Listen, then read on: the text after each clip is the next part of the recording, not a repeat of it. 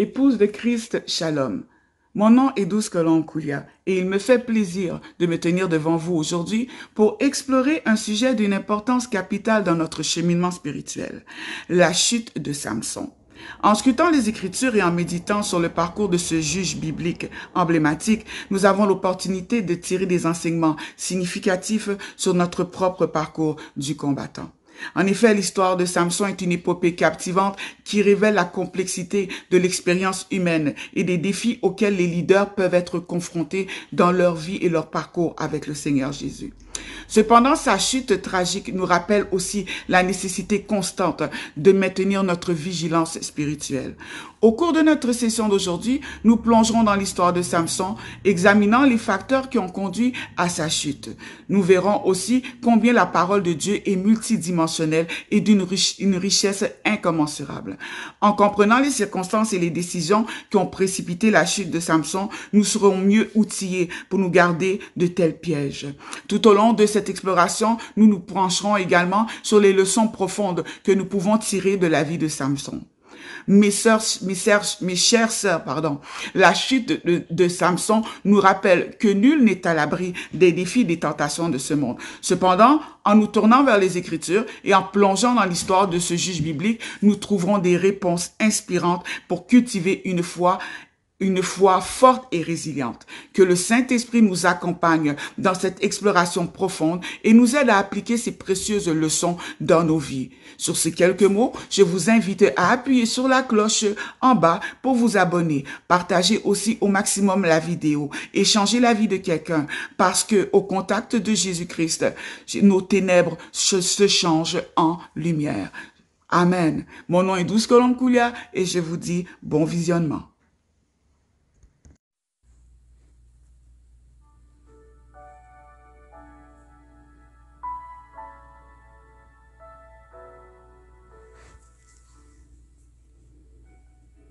Shalom à toutes les épouses de Christ. Mon nom est Douce Colombe-Koulia et bienvenue à ce partage de la parole de Dieu. Aujourd'hui, nous allons parler d'un homme que Dieu avait établi depuis le ventre de sa mère pour être le soleil d'Israël, pour délivrer Israël des oppresseurs qui étaient à ce moment-là les Philistins. Samson. Samson était une figure archétypale de la Bible. Il incarne entre autres la dualité que l'on retrouve entre la divinité, le côté divin de l'être humain et sa fragilité inhérente. Sa naissance, ses prouesses et sa chute forment une épopée qui résonne à travers les âges. D'âge en âge, nous avons entendu parler de Samson. On en parle encore et sous différentes formes, dans différentes histoires, même au niveau de la mythologie. Certains pensent même que Samson serait Atlas. Mais nous allons voir ensemble ce que la parole de Dieu déclare. Amen. Samson était un fils miraculeux, car il est issu de l'union entre Manoach et Zelponi. Alors, le nom de sa mère n'est pas mentionné dans la Bible, mais vous pouvez trouver l'information dans le Midrash Taché, Ozar Amidrashim. Donc, c'est sur le nom de Zelponi que les rabbins babyloniens la connaissaient. Le père de Samson, quant à lui, portait le nom de Manoach et il était issu de la tribu de Dan. C'était un Danite qui vivait à Zora. Alors, le père de Samson était marié à sa mère et celle-ci resta longtemps sans avoir d'enfant. En fait, elle était connue comme étant stérile. C'est ce qui est mentionné dans le passage que nous allons lire aujourd'hui. Donc, avant de poursuivre, nous allons prendre les passages qui nous intéressent aujourd'hui. Nous allons lire l'histoire de Samson. L'histoire du juge Samson est racontée entre Juge chapitre 13 jusqu'à Juge chapitre 16. Amen. Alors, le premier passage que nous allons lire se trouve dans le livre de Juge au chapitre 13, le verset 1, amen, au verset 7. Je lis la parole de Dieu avec respect et considération. Les enfants d'Israël firent encore ce qui déplaît à l'Éternel, et l'Éternel les livra entre les mains des Philistins pendant 40 ans. Il y avait un homme de Tsoréa, de la famille des Danites, et qui s'appelait Manoach. sa femme était stérile et n'enfantait pas. Verset 3. Un ange de l'Éternel apparut à la femme et lui dit, « Voici, tu es stérile et tu n'as point d'enfant. Tu deviendras enceinte et tu enfanteras un fils. Maintenant, prends bien garde, ne bois ni vin ni liqueur forte et ne mange rien d'impur, car tu vas devenir enceinte et tu enfanteras un fils. Le rasoir ne passera point sur sa tête, parce que cet enfant sera consacré à Dieu dès le ventre de sa mère. Et ce sera lui qui commencera à délivrer Israël de la main des Philistins. » La femme alla dire à son mari, « Un homme de Dieu est venu vers moi et il avait l'aspect d'un ange de Dieu, un aspect redoutable. Je ne lui ai pas demandé d'où il venait et il ne m'a pas fait connaître son nom. Mais il m'a dit, tu vas devenir enceinte et tu enfanteras un fils. Et maintenant, ne bois ni vin ni liqueur forte et ne mange rien d'impur, parce que cet enfant sera consacré à Dieu dès le ventre de sa mère jusqu'au jour de sa mort. » Amen. Nous venons de lire le passage de Juges, chapitre 13, versets 1 à 7. Maintenant, nous allons lire, toujours dans Juges, chapitre 13, nous allons sauter au verset 24 et 25. Je lis la parole de Dieu avec respect et considération. « La femme enfanta un fils et lui donna le nom de Samson. L'enfant grandit et l'Éternel le bénit. Et l'esprit de l'Éternel commença à l'agiter à Makanedan, entre Tsoréa et Eshtanol. » Amen. Maintenant, le deuxième passage que nous allons lire, Amen, se trouve dans Juges au chapitre 14, le verset 1. Amen. Nous allons lire du verset 1 au verset... verset 1 au verset 20. Je sais que c'est un peu long, mais c'est très important. Donc, nous allons prendre le temps. Amen. Je lis la parole de Dieu avec respect et considération. Samson descendit à Timna, et il y vit une femme parmi les filles des Philistins. Lorsqu'il fut remonté, il le déclara à son père et à sa mère, et dit, « J'ai vu à Timna une femme parmi les filles des Philistins. Prenez-la maintenant pour ma femme. » Son père et sa mère lui dirent, « N'y a-t-il point de femme parmi les filles de tes frères et dans tout notre peuple que tu ailles prendre une femme chez les Philistins qui sont incirconcis? » Et Samson dit à son père, « Prends-la pour moi, car elle me plaît. » Son père et sa mère ne savaient pas que cela venait de l'Éternel, car Samson cherchait une occasion de dispute de la part des Philistins. En ce temps-là, les Philistins dominaient sur Israël. Verset 5. Samson descendit avec son père et sa mère à Timna. Lorsqu'ils arrivèrent aux vignes de Timna, voici, un jeune lion rugissant vint à sa rencontre. L'esprit de l'Éternel saisit Samson et sans avoir rien à la main, Samson déchira le lion comme on déchire un chevreau. Il ne dit point à son père et à sa mère ce qu'il avait fait. Il descendit et parla à la femme, et elle lui plut. Quelque temps après, il se rendit de nouveau à Timna pour la prendre, et se détourna pour voir le cadavre du lion. Et voici, il y avait un essaim d'abeilles et du miel dans le corps du lion. Il prit entre ses mains le miel, dont il mangea pendant la route, et lorsqu'il fut arrivé près de son père et de sa mère, il leur en donna, ils en mangèrent. Et ils en mangèrent. Mais il ne leur dit pas qu'il avait pris ce miel dans le corps du lion. Verset 10. Le père de Samson descendit chez la femme. Et là, Samson fit un festin, car c'était la coutume des jeunes gens. Dès qu'on le vit, on invita 30 compagnons qui se tinrent avec lui. Samson leur dit, « Je vais vous proposer une énigme. Si vous l'expliquez pendant les 7 jours du festin, et si vous la découvrez, je vous donnerai 30 chemises et 30 vêtements de rechange. Mais si vous ne pouvez pas me l'expliquer, ce sera vous qui me donnerez 30 chemises et 30 vêtements de rechange. » Ils lui dirent, « Propose ton énigme et nous l'écouterons. » Alléluia. Propose ton énigme et nous l'écouterons.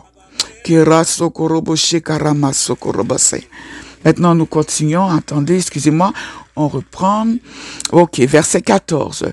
Et il leur dit, de celui qui mange est sorti ce qui se mange, et du fort est sorti le doux. Pendant 3 jours, ils ne purent expliquer l'énigme. Verset 15. Le 7e jour, ils dirent à la femme de Samson, persuade ton mari de nous expliquer l'énigme, sinon nous te brûlerons. Toi et la maison de ton père, c'est pour nous dépouiller que vous nous avez invités, n'est-ce pas? La femme de Samson pleurait auprès de lui et disait, « Tu n'as pour moi que de la haine et tu ne m'aimes pas. Tu as proposé une énigme aux enfants de mon peuple et tu ne me l'as point expliqué. » Et il lui répondait, « Je ne l'ai expliqué ni à mon père ni à ma mère. Est-ce à toi que je l'expliquerai? » Elle pleurait auprès de lui pendant les 7 jours que dura leur festin. Et le 7e jour, il la lui expliqua, car elle le tourmentait. Et elle donna l'explication de l'énigme aux enfants de son peuple. Les gens de la ville dirent à Samson le 7e jour, avant le coucher du soleil, « Quoi de plus doux que le miel et quoi de plus fort que le lion ?» Et il leur dit, « Si vous n'aviez pas labouré avec ma génisse, vous n'auriez pas découvert mon énigme. » L'Esprit de l'Éternel le saisit et il descendit à Ascalon. Il y tua 30 hommes, prit leurs dépouilles et donna les vêtements de rechange à ceux qui avaient expliqué l'énigme. Il était enflammé de colère et il monta à la maison de son père. Sa femme fut donnée à l'un de ses compagnons avec lequel il était lié. Amen. Nous venons de lire ensemble Juges au chapitre 14, verset 1 au verset 20. Vous allez voir que c'est très intéressant. Alors, je disais donc que la mère de Samson était stérile. Et c'est ce que nous venons de lire dans Juges au chapitre 13 au verset 2, qui dit sa mère était stérile et n'enfantait pas. Donc la naissance de Samson est une naissance désirée, voulue, vraiment inattendue, un vrai bonheur. Sa naissance a également été annoncée par un ange. Et c'est mentionné dans le même chapitre au verset 3. Il est dit ceci: voici, tu es stérile et tu n'as point d'enfant. Tu deviendras enceinte et tu enfanteras un fils. Maintenant, prends bien garde. Ne bois ni vin, ni liqueur forte et ne mange rien d'impur. Amen. Alors, lorsque l'on regarde dans la Bible version avec les codes Strong, on se rend compte d'une chose, c'est que dans la définition du mot liqueur forte, amen, liqueur forte est aussi définie comme une boisson intoxicante. Une boisson intoxicante. Donc, pour ceux qui croient encore que l'alcool ne fait rien, même dans sa définition, elle dit qu'elle détruit, mais elle ne fait pas que détruire. L'alcool a certaines vertus, bien sûr, mais lorsqu'elle est prise et conseillée par l'Esprit de Dieu. Amen. Nous y reviendrons, bien sûr. Donc, la naissance de cet enfant était une naissance miraculeuse, souhaitée, une naissance inattendue.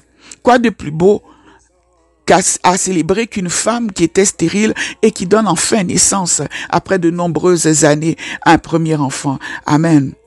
Donc, nous pouvons lire au même chapitre, au verset 24, que le couple béni lui donna le nom de Samson, ce qui signifie en hébreu petit soleil. Amen. Donc, Samson, doté d'une force incommensurable, fut établi juge par Dieu pour délivrer Israël de l'oppression des Philistins. Sa mission était de grande importance parce que ça faisait 40 ans que le peuple était livré entre les mains des Philistins parce qu'ils avaient encore désobéi à l'Éternel.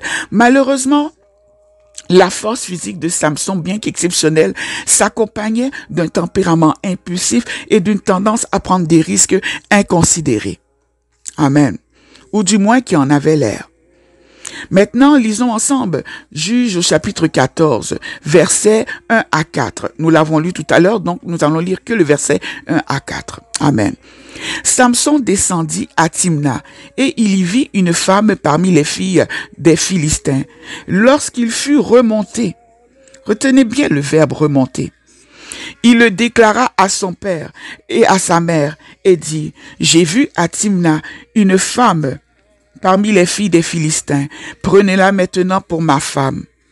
Son père et sa mère lui dirent, n'y a-t-il point de femme parmi les filles de tes frères et dans tout notre peuple que tu ailles prendre une femme chez les Philistins qui sont incirconcis? Vous savez, nous pouvons lire la Bible de plusieurs manières, mais lorsque vous voulez entrer dans les profondeurs, dans l'intimité même de Dieu, vous devez passer à un autre niveau de raisonnement. Amen. Car la parole de Dieu est claire. Les choses spirituelles, c'est spirituellement qu'on en juge. Amen. La logique humaine ne peut pas comprendre la parole de Dieu. Amen. On peut prêcher la parole de Dieu au premier niveau. On peut avoir une église et la prêcher au premier niveau. Mais prêcher sans la révélation, il n'y aura pas de rédemption ni de régénération pour ceux qui entendent et qui écoutent la parole. Amen. Donc, je sais bien que plusieurs parmi nous et moi-même avons entendu de multiples prédications sur Samson et Dalila, pas vrai? Mais la Bible est un livre à plusieurs dimensions. Et aujourd'hui, je vais vous partager ce que Dieu m'a révélé. Deutéronome 29 déclare ceci.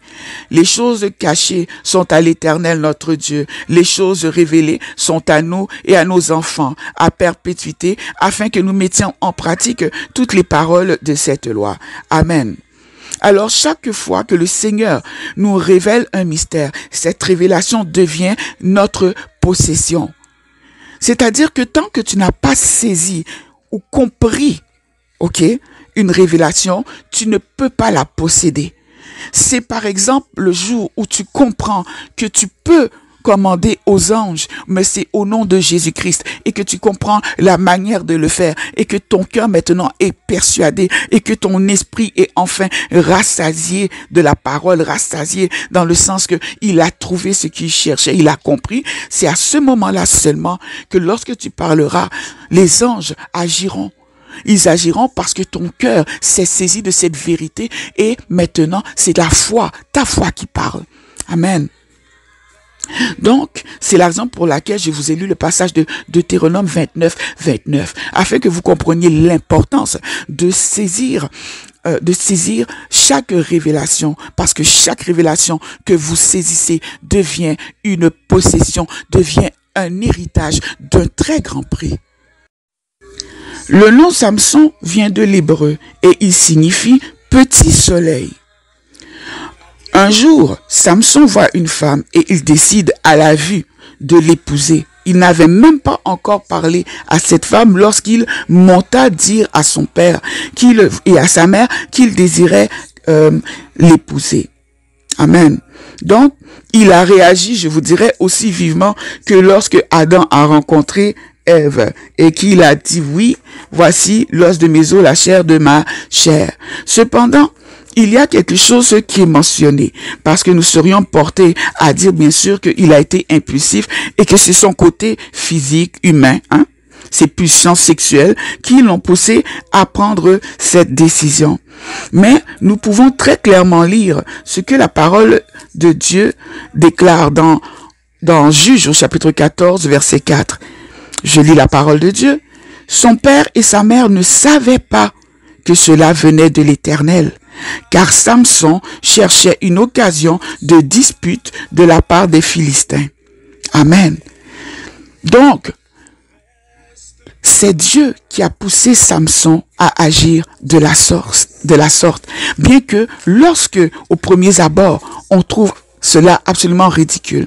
Je vais faire une mise en contexte. Il faut savoir que à cette époque-là, Samson était l'homme le plus fort de la région.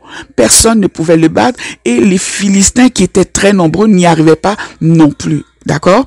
Donc, les Philistines, les femmes du peuple philistin, convoitaient convoitait, et ça c'est ce qui est mentionné dans les écrits juifs, apparemment il convoitait une relation, un mariage, quelle que soit la nature, avec Samson, parce que les Philistines espéraient que l'enfant qui en naîtrait aurait les propriétés divines que Samson a. Et ces propriétés divines, on les voit très facilement lorsque on lit ce que Samson a fait. Par exemple, lorsqu'on a lu tout à l'heure dans Juge au chapitre 14, on a lu au verset, attendez un instant, au verset 8, quelque temps après, il se rendit de nouveau à Timna pour la prendre. Oh, excusez-moi, je suis allé un petit peu trop loin. Je vais remonter au verset 5. Voilà. Samson descendit avec son père et sa mère à Timna.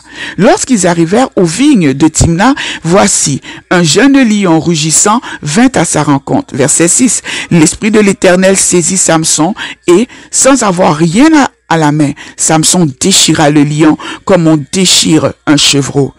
Amen. On vient ici de dire que Samson a déchiré un lion, un jeune lion, à main nue, qui aujourd'hui pourrait dire qu'il connaît quelqu'un, même de près, voire même de loin, qui peut se vanter d'être capable, en mesure de déchirer un lion à main nue.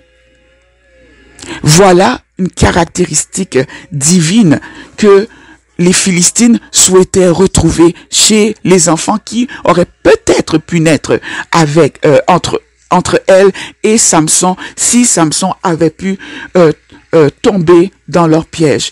Et Dieu seul sait à quel point il y avait eu des pièges de tendus pour Samson. Alors, on continue. Donc, on voit que Samson descend donc avec son père et sa mère pour payer la dot. Pour la femme qu'il désire prendre pour épouse. Après avoir récupéré sa femme, il ne l'a pas récupérée le même jour. Vous lirez bien le passage que nous venons de lire. Après avoir récupéré sa femme, son père et lui descendirent à nouveau à Timna. Mais cette fois, c'était pour donner un festin, comme c'était la coutume des jeunes gens. Verset 10.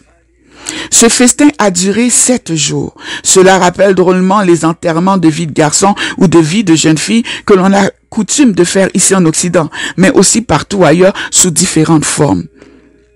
Et on sait très bien que lors de ces rassemblements, l'alcool coule à flot et la nourriture, sauf bien sûr pour... oh oui, on parle d'enterrement de vie de garçon. Donc oui, l'alcool coule à flot, excusez-moi. Un instant, j'ai pensé à enterrement de... pas enterrement, hein, comme un baby shower. Mais on parle pas ici de baby shower, mais bien de l'enterrement de vie de garçon ou de jeune fille avant le mariage. Amen. Donc, ils ont largement mangé pendant ces 7 jours, ils ont largement bu. Je vous rappelle qu'ils étaient chez les Philistins. Les Philistins représentent qui aujourd'hui? Aujourd'hui, les Philistins représentent le monde et ses attraits. Ils représentent le monde païen. Alors tout serviteur de Dieu rencontrera un jour sur sa route une femme philistine ou un homme philistin qui lui plaira au premier regard. Mais rappelez-vous que le but de tout Philistin est de vous couper les cheveux. Son but est de couper votre gloire. Ensuite, il vous crèvera les yeux pour que vous ne puissiez plus avoir de vision. Vous ne verrez plus ce que Dieu attend de vous. Tout pasteur, leader, sacrificateur qui a déjà perdu sa consécration sait que les Philistins commenceront par lui crever les yeux. Ils vous diront que c'est ce que les Philistins ont fait. Ils ont commencé par le rendre aveugle, par lui faire perdre la vision. Ainsi, il sera aveugle à ce que Dieu lui montre. Mais ses cheveux, qui représentent sa force, continueront de pousser eux. C'est pourquoi l'on voit aujourd'hui des serviteurs de Dieu et des servantes de Dieu qui avancent, qui ont de grandes églises, de grandes assemblées. Ils avancent avec force, mais sans vision. Ils avancent avec force, amen, avec force, mais sans miracle. Ils avancent avec force, mais sans onction. Ils avancent avec force, mais sans avoir été choisis. Ils avancent avec force, mais sans avoir été sélectionnés. Ils avancent avec force sans avoir été épurés. Ils avancent avec force sans avoir été éprouvés, sans avoir été passés par le feu, sans avoir été testés par l'Éternel. Ils avancent avec leur propre force. Parce que leurs cheveux continuent de pousser, mais leurs yeux sont crevés. Amen. Alors, revenons à Samson. Alors, lors de sa semaine de festin, semaine qu'il passa avec 30 de ses compagnons, il leur posa une énigme, promettant de leur donner 30 chemises et 30 vêtements de rechange s'ils arrivaient à répondre à son énigme. Alors, ils menacèrent la femme de Samson de la brûler, elle et son père, si elle ne parvenait pas à arracher à son mari la réponse. Amen. Je ne l'ai pas mentionné, mais vous avez compris que les Philistins n'ont pas pu résister à l'envie de relever le défi. Mais ils n'ont pas trouvé la réponse. Et c'est pourquoi ils sont ils sont allés voir l'épouse de Samson pour la menacer. La femme de Samson pleurait. Il est mentionné au verset 16 du chapitre 14 que la femme de Samson pleurait auprès de lui. Et elle disait même que Samson n'avait pas d'amour pour lui parce que s'il avait de l'amour, il lui aurait expliqué, il lui aurait dit. Et Samson lui a dit, si je ne l'ai pas expliqué à mon père et à ma mère, est-ce que c'est à toi je vais l'expliquer? Toi que je viens, je dis pas que c'est ce qu'il a dit. Là je mets parenthèse, mais on peut comprendre, on peut imaginer, toi que je viens de connaître là, toi que je viens tout juste de doter, de marier là, c'est à toi je vais donner la réponse, alors que mon papa et ma maman qui m'ont élevé depuis là, eux là, même à eux je n'ai pas dit. Amen. Il est dit au verset 17 qu'elle a pleuré comme ça auprès de lui pendant les 7 jours et qu'au 7e jour, il lui expliqua parce que elle n'arrêtait pas de le harceler, elle le tourmentait. Pour qu'on utilise le verbe tourmenter, c'est que vous devez comprendre que la dame là, elle a vraiment tout pris, tout mis. Amen. Elle a pleuré toutes les larmes de son corps.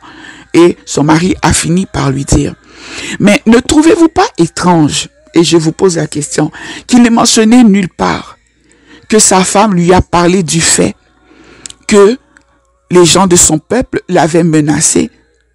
N'est-ce pas étrange? Pourtant, tout le monde savait que Samson était invincible. Personne ne pouvait le vaincre. Donc, toi, tu es une femme, tu épouses un homme que tu dis, parce qu'on épouse quelqu'un par amour normalement. Donc, tu épouses un homme, lui, tu lui plais et il a causé avec toi, tu as dit oui. Donc, c'est que tu lui plais, c'est qu'il te plaît, n'est-ce pas? On suppose que tu l'aimes, on présuppose que tu l'aimes. Donc, tu épouses quelqu'un comme ça, on te menace de mort en plus, et tu ne lui dis rien. Déjà là, on retrouve ici un grand problème de communication. Et ce problème de communication va causer vraiment la perte de cette femme. Continuons. Samson, ayant donc techniquement perdu son pari, leur rapporta des vêtements qu'il avait pris sur 30 hommes qu'il a spécialement tués pour cet instant. C'est dans ce but, il les a tués pour prendre les vêtements. Samson, enflammé de colère, retourna dans la maison de son père. Puis sa femme fut donnée à l'un de ses compagnons avec lequel il était lié. Donc on comprend que Samson, il est retourné chez son papa, mais il a laissé sa femme derrière. Amen. Lorsque Samson revint quelque temps après, à l'époque de la moisson des blés, il voulut entrer dans la chambre pour voir sa femme. C'est à ce moment-là que son beau-père lui fait savoir qu'il avait donné qu'il avait donné sa fille à son compagnon. Pouvez-vous imaginer un instant l'extrême déception? Waouh! On ne peut à peine imaginer, on peut à peine imaginer. On peut à peine imaginer le moment, le choc. Samson décide donc de se venger d'eux en brûlant leurs champs. Il a pris 300 renards qu'il a attachés et qu'il a mis des torches à leur queue et il les a lâchés dans les champs et ça a brûlé tous leurs champs. Et les Philistins, pour se venger, montèrent chez la femme de Samson et ils la brûlèrent, elle et son père. Amen. Et vous allez trouver cela dans Juges au chapitre 15 au verset 6. Ils montèrent et ils brûlèrent la femme de Samson et le beau-père de Samson. Amen. La parole de Dieu déclare que Samson fut juge en Israël pendant 20 ans. Donc, dans ces 20 ans, Samson a eu le temps de devenir veuf une première fois. Amen. Samson fut juge en Israël pendant 20 ans et un jour, toujours dans le livre de Juges au chapitre 16, au verset 4, un jour, nous pouvons lire ceci. Après cela, il aima une femme dans la vallée de Sorek. Elle se nommait Délila. Délila n'était pas mariée à Samson. Elle se nommait Délila. Délila n'était pas mariée à Samson. Bon, je n'ai vu nulle part où il est mentionné qu'il l'a dotée et qu'il l'a épousée. Donc, Délila n'était pas mariée à Samson. Et Samson avait pris malheureusement l'habitude de fréquenter des prostituées, comme il est mentionné, comme il est mentionné dans le livre de Juges au chapitre 16. Que nous allons lire le passage, ce sera plus facile. Donc, Juges chapitre 16, nous allons lire le verset 1. Amen. Au verset 5. Je lis la parole de Dieu avec respect et considération. Samson partit pour Gaza. Il y vit une femme prostituée et il entra chez elle. Verset 2. On dit aux gens de Gaza, Samson est arrivé ici, et ils l'environnèrent, et se tinrent en embuscade toute la nuit à la porte de la ville. Ils restèrent tranquilles toute la nuit, disant, au point du jour, nous le tuerons. Samson demeura couché jusqu'à minuit. Alléluia. Il demeura couché jusqu'à minuit. Vers minuit, il se leva et il saisit les battants de la porte de la ville et les 2 poteaux, les arracha avec la barre, les mit sur ses épaules et les porta sur le sommet de la montagne qui est en face d'Hébron. Verset 4. Après cela, il aima une femme dans la vallée de Sorek. Elle se nommait Délila. Verset 5. Les princes des Philistins montèrent vers elle et lui dirent, flatte-le pour savoir d'où lui vient sa grande force et comment nous pourrions nous rendre maîtres de lui. Nous le lirons pour le dompter et nous te donnerons chacun 1100 cycles d'argent. Amen. Donc, nous venons de lire le passage maintenant qui nous intéresse en Juges chapitre 16, versets 1 à 5. Donc, après que Samson soit devenu veuf, n'est-ce pas, une première fois, ok, il commença à fréquenter des prostituées. Lorsqu'il descendit à Gaza chez une femme prostituée, ok, il est mentionné qu'il y resta une bonne partie de la nuit. Donc, ça veut dire que c'était fort probablement pas un débutant. D'accord? Je pense que entre adultes, on se comprend à ce niveau. Donc, si au début de sa marche avec Dieu, Samson a voulu bien faire les choses, eh bien, en se mariant, eh bien, la suite ne fut que déchéance. Beaucoup de personnes voient Délila comme l'incarnation de la femme fatale qui a séduit un homme puissant. Ou encore une femme qui a usé de ses charmes pour abattre un puissant.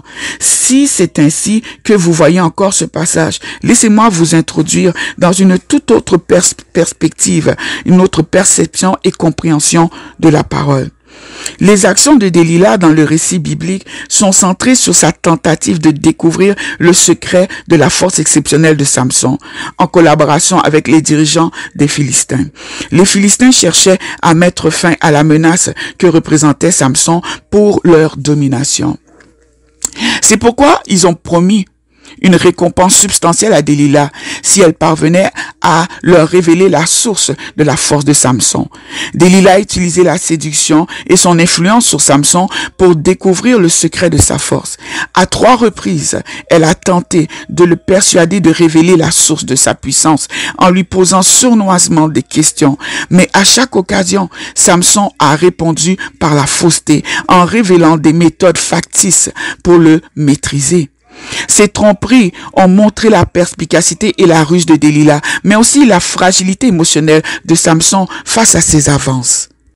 Samson finira par lui dire la vérité, Amen. Et nous verrons cela dans Juge au chapitre 16 au verset 17, où il est dit ceci. Il lui ouvrit tout son cœur et lui dit, le rasoir n'a point passé sur ma tête parce que je suis consacré à Dieu dès le ventre de ma mère. Si j'étais rasé, ma force m'abandonnerait et je deviendrais faible et je serais comme tout autre homme. Delilah, verset 18, voyant qu'il lui avait ouvert tout son cœur, envoya appeler les princes des Philistins et leur fit dire, montez cette fois, car il m'a ouvert tout son cœur. Amen. Donc, on voit ici que Delilah a réussi à tirer les vers du nez, comme on dit, à Samson. Mais il y a une question qui m'était toujours restée. Je m'étais toujours demandé comment quelqu'un qui est consacré depuis le ventre de sa mère, quelqu'un que sa mère même est consacrée, elle n'a pas bu, elle n'a pas mangé certaines choses, donc elle-même elle s'est consacrée, donc l'enfant est consacré. Comment cet enfant-là, né avec une puissance, une intelligence déjà au-dessus de la normale, a pu finir par craquer et donner son secret? Eh bien, nous allons le découvrir ensemble. Amen. Nous découvrons que c'est à force d'insistance et en jouant sur les sentiments que Delilah finira par obtenir l'information dont elle avait besoin. La force de Samson résidait dans ses cheveux non coupés et tressés en 7 parties. Dans une autre vidéo, je vous expliquerai pourquoi Samson avait 7 tresses sur la tête. Pourquoi pas 6, pourquoi pas 2, pourquoi pas 3. Amen. Dès que Delilah obtint l'information, eh bien, elle s'empressa de le trahir, révélant le secret aux Philistins. C'est ainsi que les Philistins purent saisir Samson, lui crevèrent les yeux, après lui avoir, bien sûr, auparavant, l'avoir lié. Comment une femme qui dit aimer quelqu'un peut-elle faire une telle chose? Comment? Tu dis que tu aimes quelqu'un et tu es capable de voir des gens lui faire du mal. Allons pas à pas. Allons pas à pas. Nous allons ouvrir une parenthèse, mais c'est une parenthèse dont nous avons besoin. Amen. Alors, comme je vous l'ai déjà expliqué, nous sommes dans la parenthèse ici. Comme je vous l'ai déjà expliqué dans des vidéos précédentes, le nom que vous portez est très révélateur de votre destinée. Et je vais prendre le temps de vous l'expliquer. Pour ceux qui écoutent et qui ne le savent pas, parce que c'est très important. Alors, le choix du nom occupe une place significative dans la croyance biblique en raison de sa profonde signification symbolique et aussi de son lien avec l'identité et la destinée spirituelle de la personne ou de l'objet qui porte le nom. Donc, dans la tradition juive et biblique, les noms ne sont pas simplement des étiquettes, mais ils portent souvent une signification profonde qui va refléter la nature de la personne, son caractère, mais aussi la mission de la personne ou de l'objet choisi. Voici quelques raisons que je vais vous donner pour lesquelles le choix du nom de votre enfant, votre nom, de la personne que vous épousez aussi est important. Amen. Je dis pas comme ça que une personne vient vous demander en mariage, tu lui dis, oh, tu t'appelles Julien, bah, je suis désolé, Julien, ton nom veut dire, c'est un exemple, hein, parce que j'ai pas été fouillé, mais supposons que Julien veut dire, celui qui échouera toujours. Tu vas pas lui dire, ah, désolé, Julien, écoute, ton nom veut dire celui qui échouera toujours, et moi, non, c'est pas dans ce sens-là. Mais, il faut savoir quand même, qui tu épouses, son origine et tout ça. Et aussi, beaucoup de gens vous diront qu'au moment où ils quittent le monde pour rentrer dans l'admirable lumière de Christ, le Seigneur change même leur nom. Et ça, c'est ce qui m'est arrivé. Amen. Donc, je vais vous nommer ici quelques raisons pour lesquelles le nom est très, très important et que vous devez apprendre à toujours porter attention à chaque mot et à leur signification, à leur étymologie. Amen. 1. Donc, premièrement, je vous invite à le noter, bien sûr. Le nom révèle la nature et le caractère. Le nom révèle la nature et le caractère. Donc, dans la Bible, La force dans la Bible était souvent choisie, le nom dans la Bible était souvent choisi en fonction des circonstances de la naissance ou des caractéristiques uniques de l'enfant qui venait de naître ou de la personne. Par exemple, le nom Isaac signifie rire. Car lorsque Dieu a annoncé à la mère d'Isaac qu'elle deviendrait enceinte à un âge avancé, elle a ri. Amen. Mais cela révèle aussi autre chose. Regardez, pour le caractère. Cela révèle aussi le caractère d'Isaac. Et cela est mentionné, je vais vous donner un exemple très visible. Genèse au chapitre 26, verset 8 mentionne ceci. Comme son séjour se prolongeait, il arriva qu'Abimélec, roi des Philistins, regardant par la fenêtre, vit Isaac qui plaisantait avec Rebecca, sa femme. Amen. Donc, Isaac aimait rire. Il aimait plaisanter. D'accord? Et vous voyez que le nom d'Isaac l'a imprégné jusqu'à son caractère et sa personnalité. Son nom a imprégné jusqu'à son caractère et sa personnalité. Amen. Deuxièmement, le nom est une indication de la mission ou du destin de la personne ou de la chose. Donc, les noms que nous portons sont prophétiques. Ils annoncent la mission ou le destin futur de la personne. Par exemple, le nom de Jésus signifie sauveur en grec, ce qui préfigure le rôle que notre Seigneur Jésus a eu à jouer en tant que sauveur de l'humanité. Amen. Troisièmement, le nom est lié à la relation personnelle qu'il y a entre la personne et Dieu. Le nom est relié à la relation personnelle qu'il y a entre la personne et Dieu.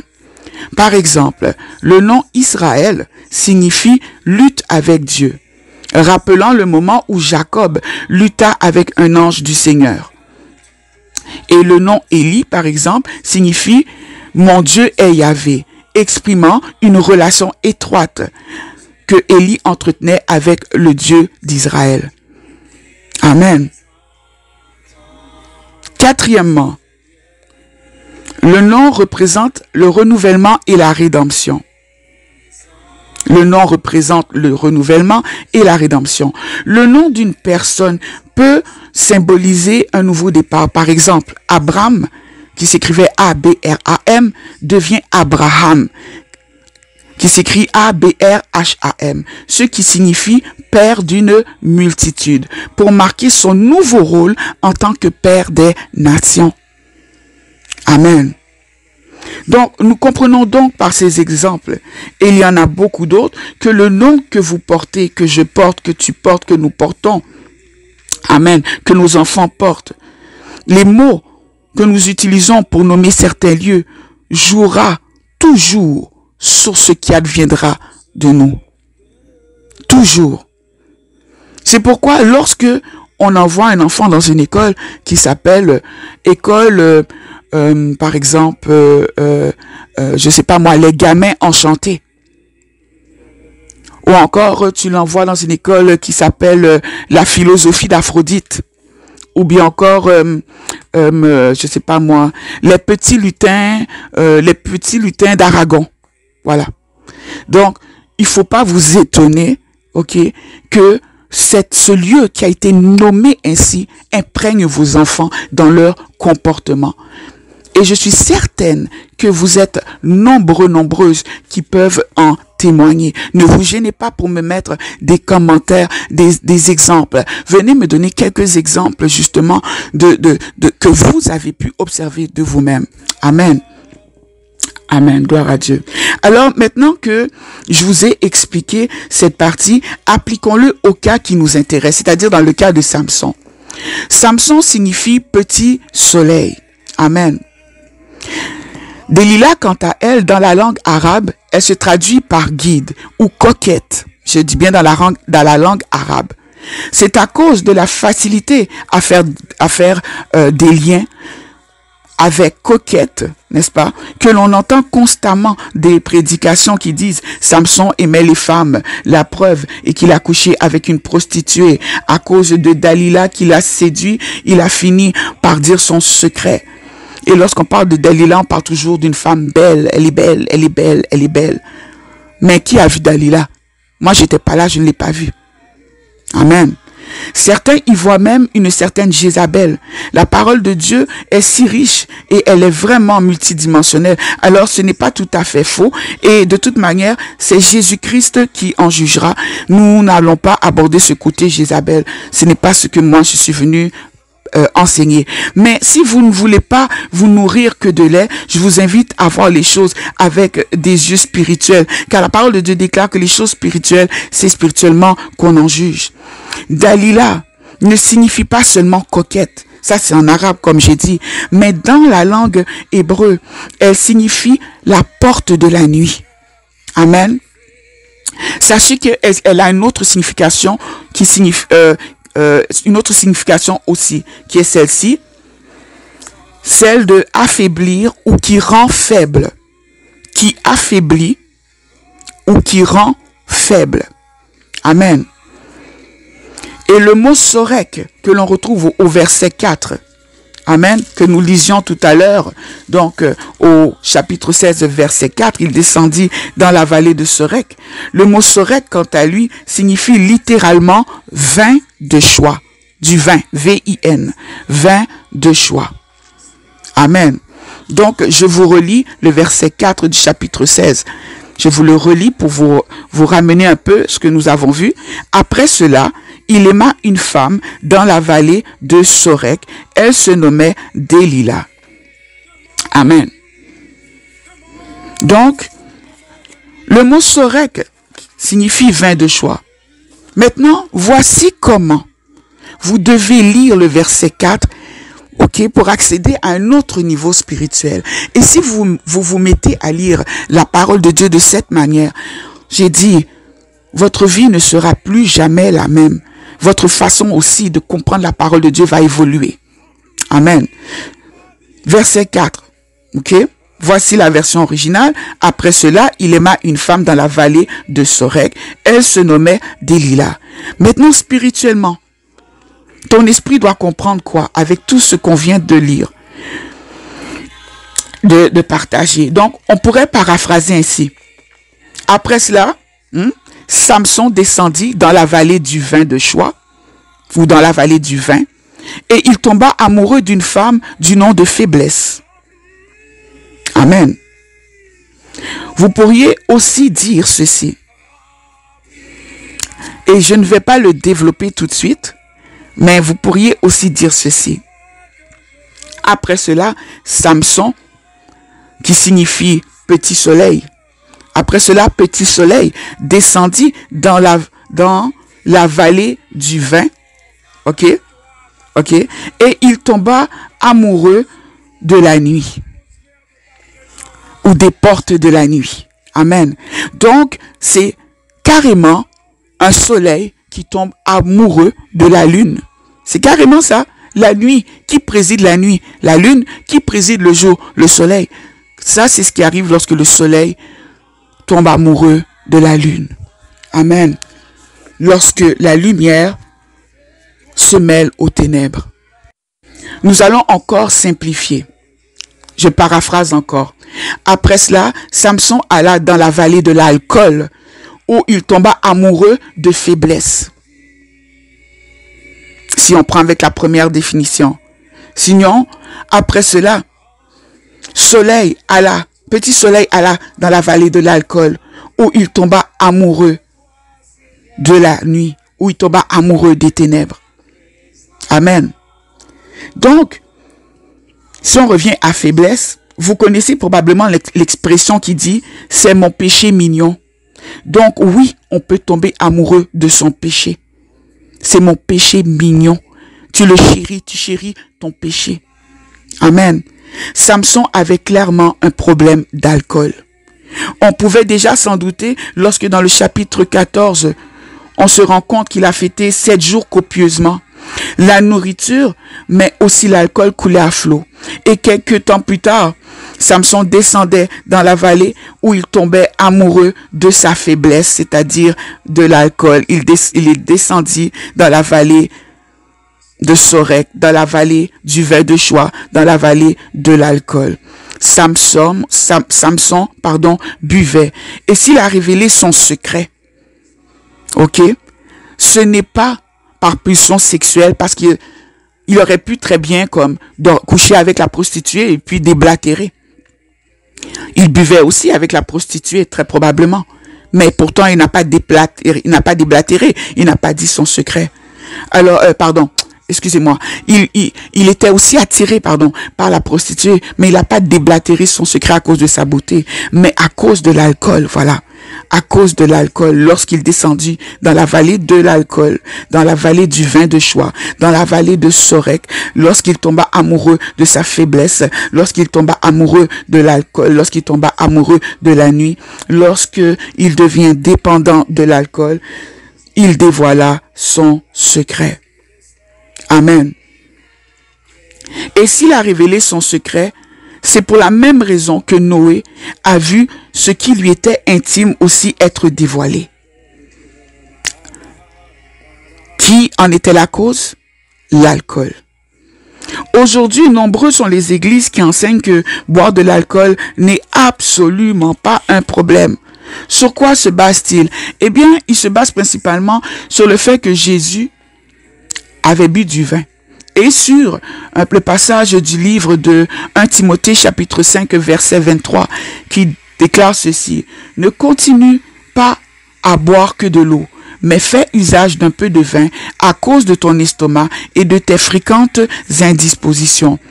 Donc nous comprenons que Timothée était malade. Timothée avait problème d'estomac. Amen. Timothée avait des problèmes d'estomac. Pour moi-même qui vous parle, j'ai eu l'estomac perforé par un ulcère perforant qui saignait. Donc, je sais très bien la douleur que ça peut causer. Amen. Ça, c'est pas des blagues. La douleur de l'ulcère peut faire perdre connaissance au plus solide des gaillards. Amen. Donc, ce sont sur ces deux passages très intéressants, mais très mal compris, que la plupart des gens s'appuient. Le fait que Jésus a bu du vin aux noces de Cana et sur Timothée, sur 1 Timothée 5, où il est conseillé à Timothée de ne pas boire que de l'eau à cause de ses fréquentes indispositions. Alors, comme il ne s'agit pas du sujet de mon enseignement, je ne vais pas les expliquer maintenant, mais je peux déjà dire que la différence entre un malade qui se soigne avec, par exemple, du cannabis sous prescription et le drogué qui lui va acheter son cannabis au coin de la rue, la différence, c'est l'ordonnance. La différence, c'est qui l'a ordonné. C'est l'ordonnance. Amen. Tu n'as mal nulle part et tu consommes, par exemple, du fentanyl. Tu as besoin d'aide. Tu luttes contre une grave polyarthrite déformante et tu n'arrives à dormir que 3 heures par nuit avec un comprimé de fentanyl. C'est absolument normal. Ces deux situations sont complètement incomparables. Et c'est pourquoi Dieu jugera chacun différemment, mais toujours selon sa parole. Timothée souffrait physiquement d'une maladie de l'estomac. Pour avoir souffert, comme je vous ai dit, d'une perforation de l'estomac, c'est très difficile. Alors, si un médecin prescrit 50 millilitres de vin 2 fois par semaine, ok? Quelle comparaison pourrait-il y avoir avec, par exemple, Jean, 45 ans, célibataire, beau bonhomme, qui décide de passer acheter 5 grands crus pour boire avec Martine, 19 ans, hein? Permettez-moi de dire clairement aujourd'hui qu'un chrétien doit faire ce que Christ nous recommande. Et le vin n'est recommandé nulle part dans la parole de Dieu, sinon que pour une personne, pour un type de personne, et il se trouve que cette personne est une personne malade. Et ce n'est même pas pour le conseiller, le consoler mentalement, mais pour le soulager physiquement. Alors, est-ce que tous ceux qui boivent à l'église sont malades? Est-ce que tous ceux qui, après le culte, nous montrent leur collection de rhum Barbancourt sont des gens malades? Est-ce que les pasteurs qui collectionnent les bouteilles de vin reçues, soi-disant en cadeau, lors de telle ordination, telle invitation, telle conférence, j'ai dit, est-ce que vous êtes malade? Alors, comment pourrions-nous être des sacrificateurs, prêcher à des brebis qui sont dans la volonté de Dieu en s'enivrant, en buvant? Pourtant, de Genèse à Apocalypse, si le Seigneur nous a enseigné quelque chose, c'est que nous devions éviter à tout prix l'alcool. Le Seigneur montre la seule personne sur qui l'alcool n'a pas de pouvoir en tant que tel. C'est la personne qui le prend parce qu'il est malade, la personne qui souffre. Sa douleur est tellement intense, elle s'en fiche, tu comprends, de ton alcool qui est un grand cru. Ça, c'est pas son problème. Donne-lui le 50 millilitres pour que la douleur se calme. Cette personne-là n'en deviendra pas dépendante. Elle ne cherchera pas à s'enivrer. Elle cherchera à être soulagée. Mais toi, pourquoi tu bois? Amen. Nous allons maintenant terminer. Amen.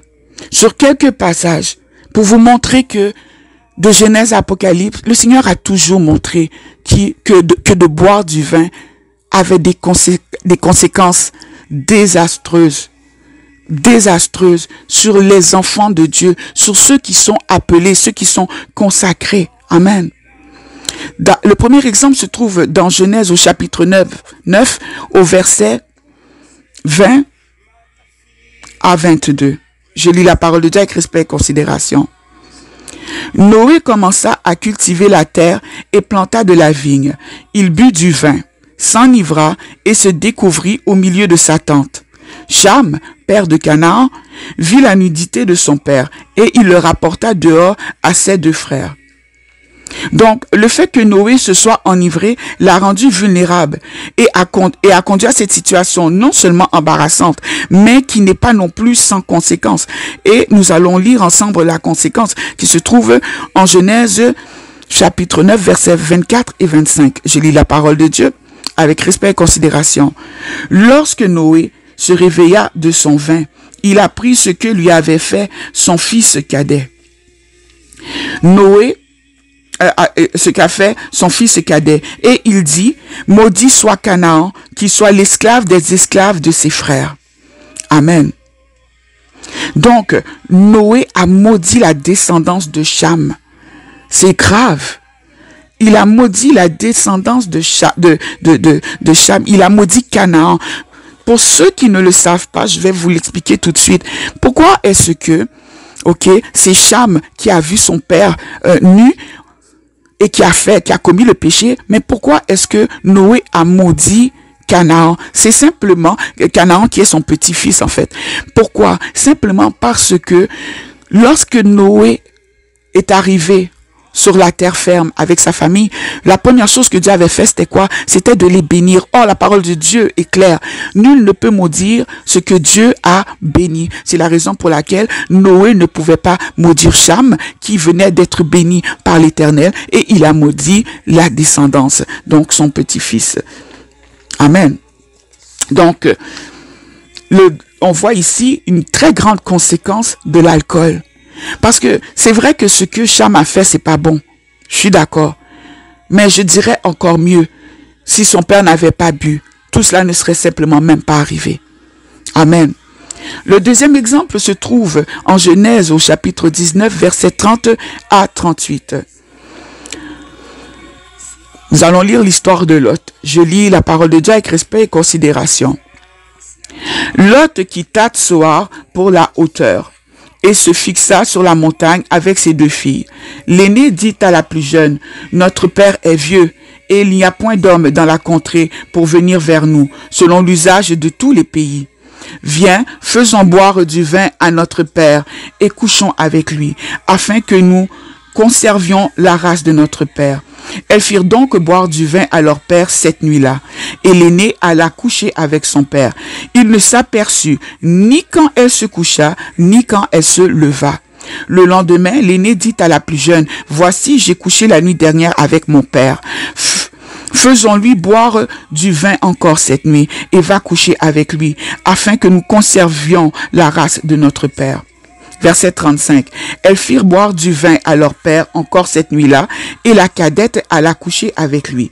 Il ne s'aperçut ni quand elle se coucha, ni quand elle se leva. Les deux filles de Lot devinrent enceintes de leur père. L'aînée enfanta un fils qu'elle appela du nom de Moab. C'est le père des Moabites. Jusqu'à ce jour, la plus jeune enfanta aussi un fils qu'elle appela du nom de Ben-Ami. C'est le père des Ammonites jusqu'à ce jour. Amen. Et vous savez que Dieu a en horreur les Ammonites et les Moabites. Ne sont pas acceptés dans l'assemblée de Dieu, ne sont pas acceptés. Ce sont des enfants qui ont été, qui sont issus, qui sont nés d'un geste incestueux. Amen. Amen. Donc, bien sûr, je parle toujours en lien avec ce que nous venons de lire. Donc, on voit ici quoi? Comment? Attends, tu es un homme, tu couches tes deux filles, hein, et tu n'as aucun souvenir. Pourquoi est-ce que le Seigneur prend le temps de mentionner en plus le type d'alcool? Parce que, écoutez, on va être très sérieux là. Il n'y avait pas que le vin qui existait. Parce que en réalité, tout ce que tu fais fermenter peut devenir de l'alcool. Le houblon qu'on fait fermenter là, c'est quoi? Le blé qu'on fait fermenter, on fait la bière. Vous savez quoi qu'on fait la bière? Voyez-vous? Donc, pourquoi est-ce que Dieu a spécifié que c'était du vin? Simplement parce que le vin, n'est-ce pas, est encore plus puissant est beaucoup plus concentré, plus fort que la bière et que bien d'autres boissons. Et si le Seigneur prend la peine de le dire aussi, c'est parce que lui qui est Dieu, qui a fait la vigne, lui, il connaît aussi les propriétés de la vigne et il sait que lorsque on boit du vin, on perd la mémoire. Lorsque on dépasse complètement, on perd la mémoire, on ne se souvient plus. Amen. À cause de ça, Lot, qui pourtant avait été sauvé par l'Éternel, n'est-ce pas, qui était sorti de Sodome et Gomorrhe, au lieu d'avoir une belle vie, une belle descendance, eh bien, il s'est retrouvé avec cette malédiction attachée à sa lignée. Amen. Le troisième exemple que je vous donne se trouve dans 1 Samuel au chapitre 25, versets 36 à 38. Dans ce passage, nous retrouvons l'histoire de Nabal. Nabal était un homme riche et insensé qui vivait à Maon. Je ne sais pas si je le prononce bien. C'était une région située au sud de Juda. Il possédait de nombreux troupeaux et il se livrait à l'élevage de moutons et de chèvres. Un jour, David et ses hommes, qui étaient alors en fuite devant le roi Saül, arrivèrent dans la région de Maon. Pendant leur séjour dans la région, ils avaient veillé à protéger les troupeaux de Nabal, évitant ainsi les attaques des bandits. David considérait donc avoir rendu quand même un service important, mais quand même désintéressé à Nabal. Amen. Or, vint un jour où David et ses hommes eurent besoin de manger. À court de provisions, David envoya des messagers à Nabal pour lui demander humblement de partager avec eux une partie de leurs ressources. Tout le monde connaissait Isaïe, père de David, un homme très respecté, et Nabal connaissait aussi David. Et Nabal trouva le moyen de dire qu'il ne connaissait pas qui est ce David, fils d'Isaïe, que lui, il ne connaît pas. C'est ce qu'il dit. C'est pourquoi David fut irrité, et en apprenant ce que ce dernier avait dit et le fait qu'il avait réagi de manière arrogante et insultante. Donc, Nabal renvoya les messagers de David en les traitant avec mépris et en refusant en plus de leur venir en aide. Sa réponse, qui déplut fortement à David, poussa ce dernier à se résoudre à le faire payer son affront. N'oubliez pas que David est le roi que Dieu s'est choisi. Même s'il n'était pas encore sur le trône, il fuyait devant Saül. Tout le monde savait que Dieu avait choisi David. Le peuple le savait. La femme de Nabal, du nom d'Abigaël, apaisa la colère de David en lui offrant des provisions et en demandant pardon pour le comportement irrespectueux de son mari. Il faut comprendre que à ce moment-là, son mari était dans la boisson. David fut touché par la sagesse et aussi par l'humilité de la femme de Nabal, ce qui emmena David à renoncer à sa vengeance. Mais le Seigneur s'en est chargé. car quelque temps plus tard, Nabal mourut et David prit Abigail pour épouse. Donc, je vous invite à prendre le temps de lire cette histoire vraiment fabuleuse, très intéressante dans 1 Samuel au chapitre 25. Alors, des exemples comme ça dans la Bible, ils sont nombreux. Trouvez-moi un passage où la consommation de vin a mené quelqu'un à quelque chose de bon.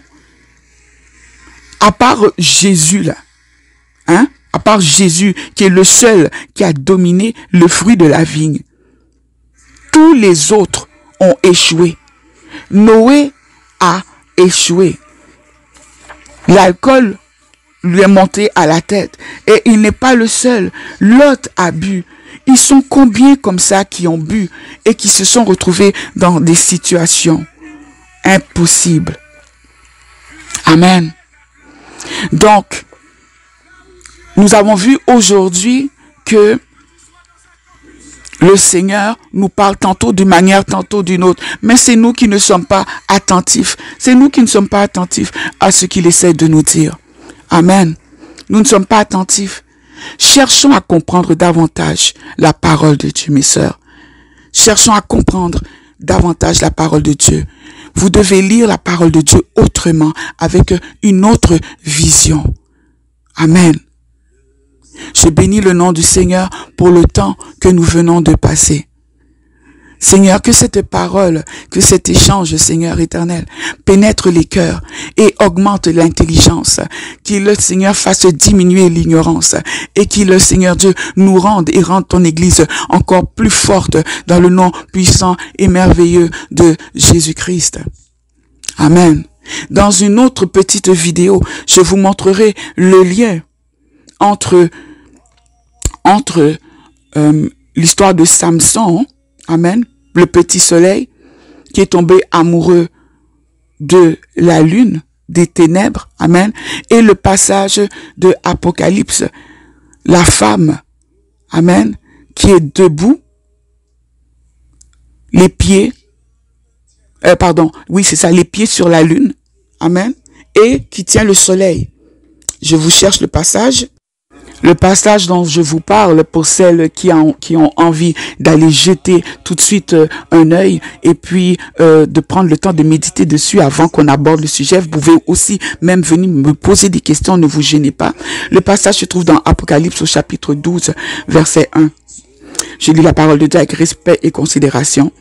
Un grand signe parut dans le ciel, une femme enveloppée du soleil, la lune sous ses pieds et une couronne de 12 étoiles sur sa tête. Amen. La lune était où? Sous ses pieds. Elle était enveloppée par quoi? Du soleil. Amen. Nous y reviendrons. Mon nom est Douce Colombe Koulia et je vous dis Shalom.